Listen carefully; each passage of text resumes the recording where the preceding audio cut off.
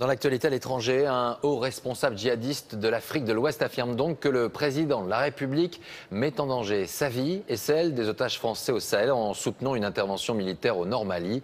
Alors faut-il prendre au sérieux cette menace et qui se cache derrière ces propos? En tout cas, la réponse de François Hollande a été assez claire. Marie Forestier.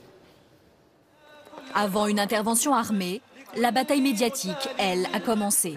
Cet homme représente un groupe de combattants islamistes du nord du Mali, le Moudjahou. Il menace violemment la France. La vie des otages français est désormais en danger à cause des déclarations du président français qui veut nous faire la guerre. Lui-même, sa vie est désormais en danger. Cela fait 2 ans qu'AQMI, Al-Qaïda au Maghreb islamique, retient 4 Français en otage au Sahel. Le Moudjahou, qui menace la France aujourd'hui, est un groupe issu d'AQMI. Devenu indépendant, le Moudjahou fait appliquer la charia au nord du Mali et règne en maître dans la ville de Gao, à l'ouest du pays. Un règne menacé par la perspective d'une intervention militaire dans la région. Le Conseil de sécurité de l'ONU vient d'en demander la préparation. L'objectif, chasser les groupes islamistes au pouvoir dans la moitié du pays, avec le soutien matériel de la France.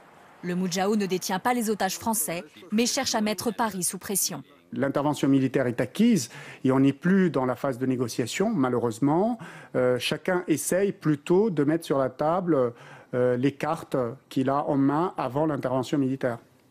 François Hollande, justement en tournée en Afrique de l'Ouest, a affiché sa fermeté face aux menaces des combattants islamistes.